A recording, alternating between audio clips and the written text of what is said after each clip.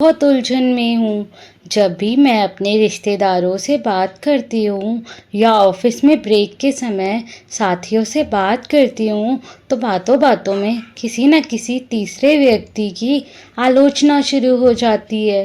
पहले तो मुझे लगता था कि मैं तो कुछ बोल ही नहीं रही हूँ, तो मैं दोषी नहीं हूँ, लेकिन अब लगता है जैसे मैं भी उस ऊर्जा में डूबती जा रही हूँ और पता नहीं क्यों मैं चाहकर भी वहाँ से हट नहीं पाती।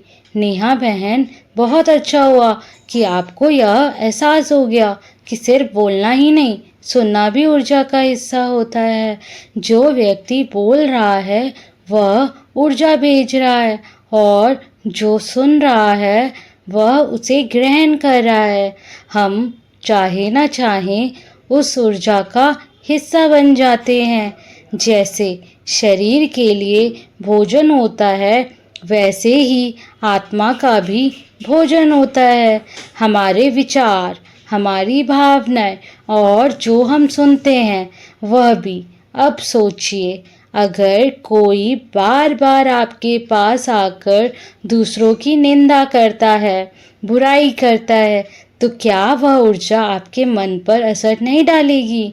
हाँ दीदी, कई बार ऐसा होता है कि पहले तो किसी की बुराई सुनते सुनते मन में उस व्यक्ति के लिए नकारात्मकता आ जाती है और फिर जब हम कभी भी मिलते हैं तो स्वाभाविक प्यार नहीं आता।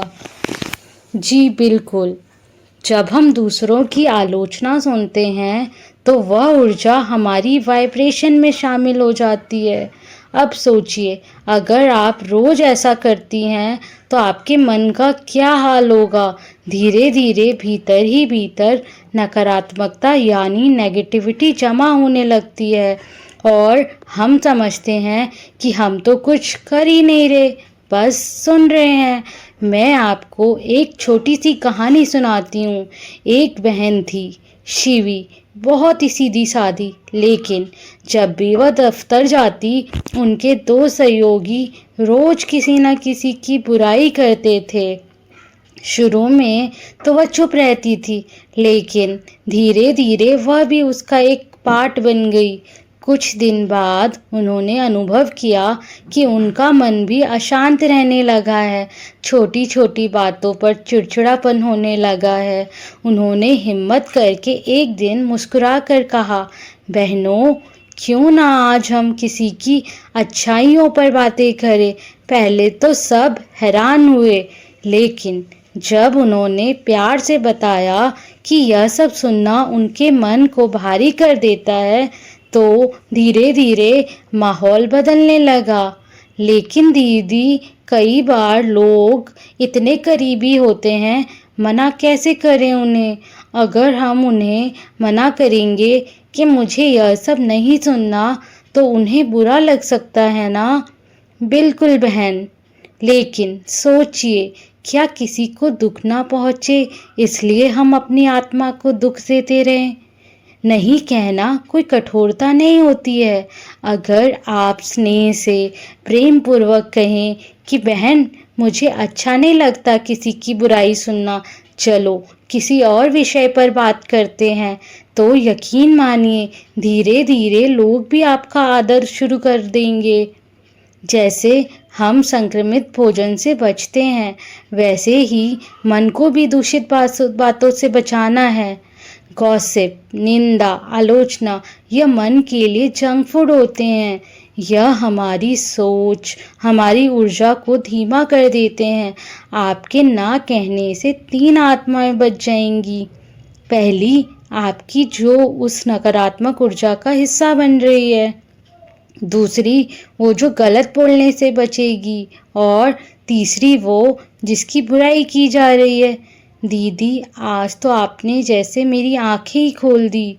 अब मैं सचमुच ध्यान रखूंगी कि मैं क्या सुन रही हूँ, किससे सुन रही हूँ और किसे क्या कह रही हूँ। यही तो योगी जीवन है, जहाँ हम सिर्फ अपने कर्मों की नहीं, अपने विचारों और सुनने की भी जिम्मेदारी लेते हैं। याद रखिए, जो हम सुनते हैं वह भी हम खोल दी। अब मैं सचमुच ध्यान रखूंगी कि मैं क्या सुन रही हूँ, किससे सुन रही हूँ और किसे क्या कह रही हूँ। यही तो योगी जीवन है, जहाँ हम सिर्फ अपने कर्मों की नहीं, अपने विचारों और सुनने की भी जिम्मेदारी लेते हैं। याद रखिए, जो हम सुनते हैं वह भी हमारे मन का भोजन बनता है, और अगर हम रोज नकारात्मक बातें सुनते हैं तो हमारे मन की शक्ति कमज़ोर होती जाएगी। जब आत्मा स्वच्छ ऊर्जा को ग्रहण करती है तो जीवन में शांति, शक्ति और सच्चा आनंद मिलता है। ओम शांति।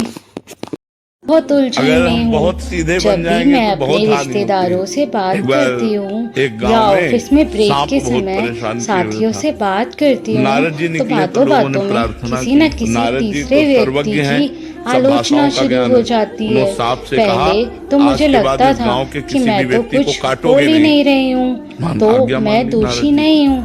तो लेकिन 2 दिन बाद अब लौट के आए लगता तो है सांप घायल जैसे पड़ा था। मैं भी उस उन्होंने कहा, ऊर्जा अरे में तुम्हारी ये दशा डूबती जा कैसे हुई? रही बोले हूँ, आपने करवाई। और पता बोले नहीं क्यों? क्यों मैं बोले आपने कहा चाहकर भी काटना वहां नहीं से तो जो आया हट ईंटा नहीं मार के चला पाती। जाता है। नेहा बोले बहन, फुसकारने को बहुत थोड़ी मना अच्छा किया हुआ था। कि आपको काटो यह मती, एहसास हो गया फुसकार कि मारो सिर्फ बोलना लंबी, ही नहीं, सुनना बस भी ऊर्जा का काटो हिस्सा मती, होता है। फुसकार जो मारो। व्यक्ति बोल रहा है फुसकार नहीं मारोगे तो तुम्हें वह घायल कर ऊर्जा देंगे भेज लोग। रहा है, हाँ और फुसकार जो है, सुन रहा है वह उसे अगला ग्रहण कदम कर नहीं रहा है। तो बस फिर ठीक हो हम जाएगा। चाहे ना फुसकार की चाहे जरूरत होती उस है। ऊर्जा अगर का फुसकार की हिस्सा जरूरत बन ना हो जाते हैं। तो आपको लोग जैसे बेवकूफ मानेंगे, शरीर के लिए आपको लोग पागल भोजन होता मानेंगे, है, आपको आपकी वैसे ही दयालुता और आत्मा कृपालुता का को भी आपको बुद्धू भोजन मानेंगे लोग। होता है। संसार का ऐसा हमारे क्षेत्र है। विचार, हमारी भावनाएं Download और ShareChat. जो हम सुनते हैं वह भी। अब सोचिए, अगर कोई बार बार आपके पास आकर दूसरों की निंदा करता है, बुराई करता है, तो क्या वह ऊर्जा आपके मन पर असर नहीं डालेगी? हाँ,